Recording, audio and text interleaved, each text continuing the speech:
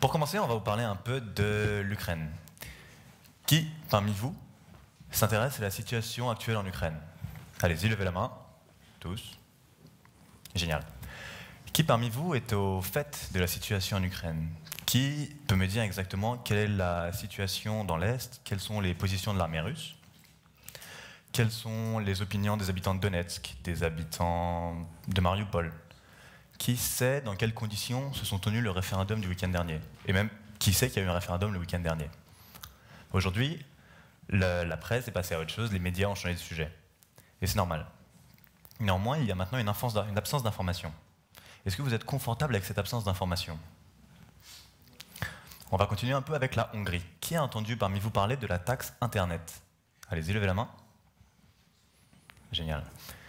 Moi, je vais vous expliquer que, bien que ça les préoccupe, les Hongrois, c'est le cadet de leurs soucis. Parce qu'aujourd'hui, qui sait parmi vous que 6 officiels hongrois ont été bannis à vie du territoire américain parce qu'ils ont tenté d'effectuer un chantage sur des entreprises américaines telles que Coca-Cola? Qui sait que les mêmes États-Unis pensent à retirer la Hongrie de la liste officielle de leurs alliés? Et enfin, qui sait que la Hongrie risque d'être exclue de ce qu'on appelle la Communities of Democracies et donc d'être reconnue par la communauté internationale comme une nation antidémocratique? L'information est très peu parue en France, et donc c'est normal que vous ne le sachiez pas. Il n'a aucune raison de culpabiliser. Nous n'avons trouvé que 2 sites en langue française qui en ont parlé. lalibre.be et lavoixdelarussie.ru. Autant dire que c'est maigre. Avec ces 2 petits exemples, on est arrivé à la conclusion que l'information était imparfaite. Elle est imparfaite, et cela pour plusieurs raisons. Elle peut être manquante. Comme on l'a vu pour l'Ukraine, les médias ne peuvent pas couvrir tous les sujets de l'actualité. Elle est aussi manquante parfois par volonté, parce que certains sujets ne veulent pas être traités. Est-ce que vous vous souvenez de ce qui s'est passé en 2004 en Côte d'Ivoire? Alors pour les plus jeunes d'entre nous, en 2004, l'armée française ouvre le feu sur une manifestation d'Ivoiriens désarmés. Les médias français ont mis 1 semaine avant d'en parler. Et pourquoi? Parce que les médias étrangers en avaient parlé, et sous la pression, ils ont été obligés d'en parler. L'information, elle est aussi imparfaite, parce qu'elle peut être mauvaise, par omission ou non. Avec Arnaud, nous pensons que la solution à cette imperfection de l'information peut venir de l'homme. Partager plutôt que posséder, c'est l'économie de partage. C'est tout simplement la nouvelle mondialisation, le XXIe siècle. Alors, comme l'a dit le très sérieux New York Times, le partage est à la propriété, ce que l'iPod est au lecteur 8 pistes, et ce que le panneau solaire est à la mine de charbon. C'est propre, neuf et postmoderne. Alors, l'économie de partage se base sur 3 piliers. Dans un premier temps, dépenser moins. Alors, c'est une préoccupation pour nous tous aujourd'hui, en raison de l'augmentation du coût de la vie. C'est aussi faire plus. C'est tout simple. Si vous donnez à un homme un portefeuille de 100 €, si chaque activité coûte 20 €, il pourra en faire 5.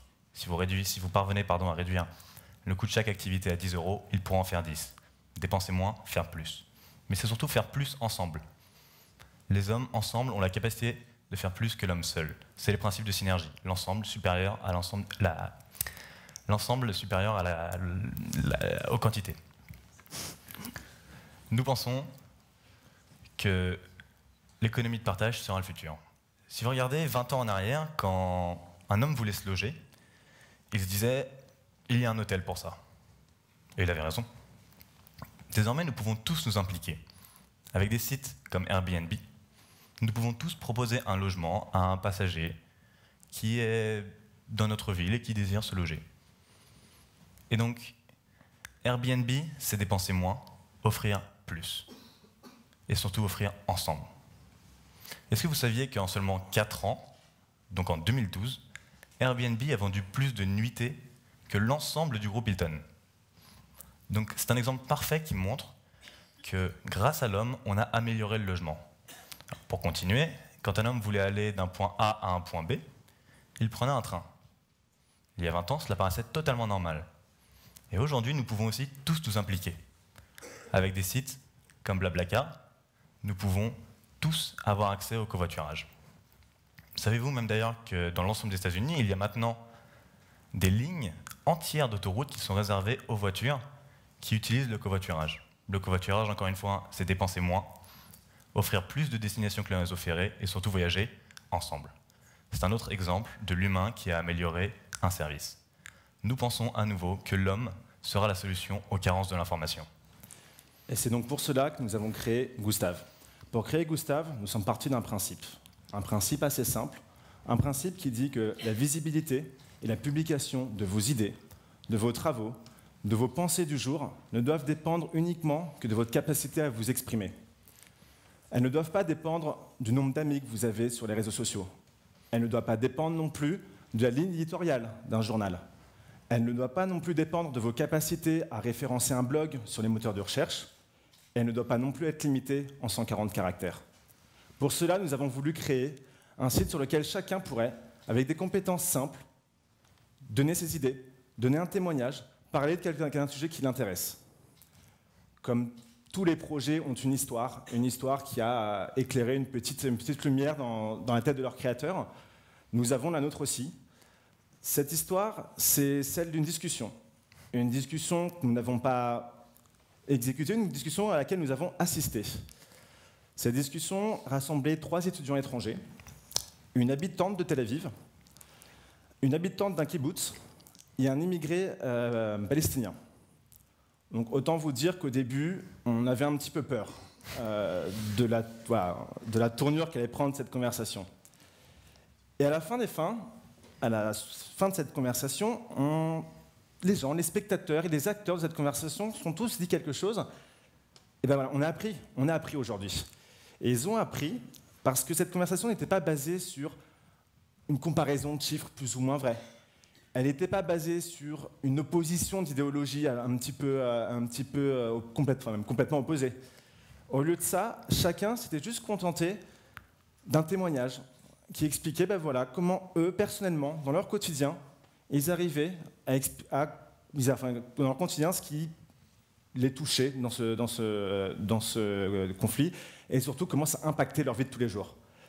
Et on s'est rendu compte qu'avec ces 3 témoignages, on a réussi tous ensemble à apprendre beaucoup plus de choses que ce qu'on avait appris dans les médias, que ce qu'on avait appris par les moyens traditionnels d'information.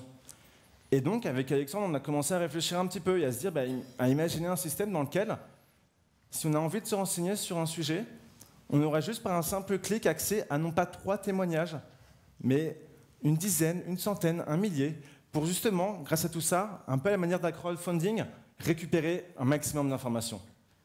Et c'est pour ça qu'aujourd'hui, on a voulu lancer ce site. Bien entendu, quand on parle de liberté d'expression, et notamment quand on parle de liberté d'expression sur Internet, on a toujours des petits a priori. On a en tête des dérapages. On pourrait discuter des heures sur les limites de la liberté d'expression.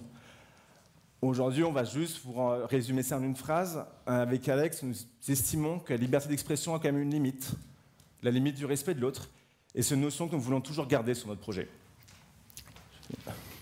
Aujourd'hui, avec vous, on fait un pari, on fait un souhait, on fait même un vœu. On souhaite que demain, vous soyez tous acteurs de l'information, que tous vous ayez les moyens de diffuser vos connaissances et vos informations. Alors forcément, vous serez peut-être amené à penser que votre opinion n'intéresse que votre petite personne et que l'information dont vous disposez ne mérite au fond pas d'être partagée. Eh bien, c'est faux. C'est faux pour plusieurs raisons. Dans un premier temps, il existera toujours quelqu'un sur cette terre qui sera fasciné par ce que vous avez à dire. Quelqu'un pour qui le texte que vous aurez écrit aura une vraie résonance. Cette personne, vous ne la connaissez peut-être pas, mais elle existe. Et ça, nous pouvons vous le promettre.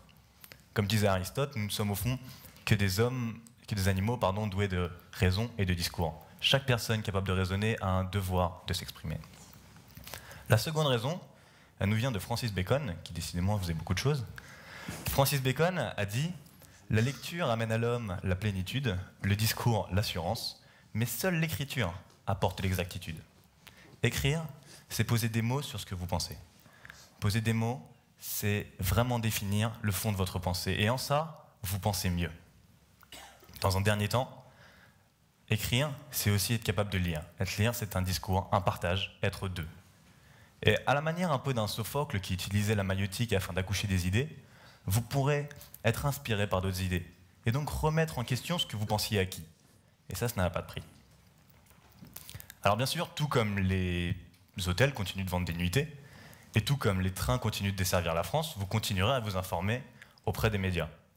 Mais aujourd'hui, nous pensons qu'une vraie alternative est possible. Nous pensons que l'information peut passer de l'homme à l'homme. Actuellement, l'information passe de l'homme aux médias à l'homme.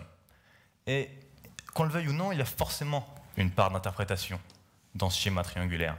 De l'homme à l'homme, nous avons une discussion qui est plus directe, plus vraie, et ainsi une amélioration des lacunes de l'information. Sur Gustave, nous avons deux objectifs, c'est de permettre à chacun d'exprimer ses connaissances et de faire ressortir son information. C'est pour ça qu'on a pris deux exemples très simples pour vous montrer toutes les capacités de cette plateforme. Alors, au début, lorsqu'on a présenté Gustave à notre entourage, notre famille, nos amis, nos contacts professionnels, beaucoup de choses sont montées, beaucoup d'idées, beaucoup d'opportunités. Aujourd'hui, on vous en présente deux premières. La première concerne le monde scientifique, sans limite de secteur, sans limite de domaine. Aujourd'hui, 70% des travaux des scientifiques ne seront jamais publiés. Vous n'aurez donc jamais accès à 70% du travail de l'élite mondiale. Pourtant, ces travaux, s'ils ne sont pas publiés, ce n'est pas parce qu'ils sont mauvais. Ça peut être parce qu'ils ne correspondent pas au sujet du mois d'un magazine. Ça peut être aussi parce que l'information est perdue sur un blog qui n'est pas référencé sur les moteurs de recherche. Et ça peut tout simplement être un document qui est perdu dans une boîte mail et que personne ne lira. Et ces documents, ils finiront sur l'ordinateur du scientifique dans un dossier article non publié. Pourtant, ces articles, ils pourraient intéresser. Ils pourraient intéresser déjà un scientifique à l'autre bout du globe qui travaille sur la même chose, mais ils pourraient aussi intéresser vous, lors de un dossier à rendre à l'école, un élément que vous avez envie d'apprendre, une simple curiosité que vous avez envie d'éclaircir. Et c'est pour ça que nous souhaitons offrir cette possibilité aux scientifiques de poster régulièrement sur Gustave tous leurs travaux, avec comme seule limite leur liberté. Désormais, qui, parmi vous, peut me dire qui est cet homme? Cet homme, c'est Milan. Milan, c'est un ami à nous. Il est hongrois. Milan, grâce à un seul papier sur Gustave, il a réussi à nous parler des préoccupations quotidiennes des Hongrois. Tout ce dont nous vous avons parlé au début de ce talk, c'est Milan qui nous l'a appris, sans que cette information soit disponible en France. Imaginez, demain, avoir accès d'un clic à des dizaines, des centaines de Milan, des hommes, des femmes, capables de penser, de réfléchir et surtout de retranscrire leurs connaissances et leurs informations. C'est pour ça qu'aujourd'hui, avec vous, dans notre école, avec nos professeurs, avec nos amis, avec vous tous, on a souhaité donner vie à ce projet afin d'améliorer la qualité et la diffusion de l'information et de la connaissance. Et honnêtement, notre plus belle surprise, ce serait de nous réveiller demain matin et de voir que tous, pendant la nuit, vous avez décidé de partager, de devenir acteurs de l'information et de la connaissance, et surtout, que vous y avez pris un grand plaisir. Je vous remercie pour votre attention.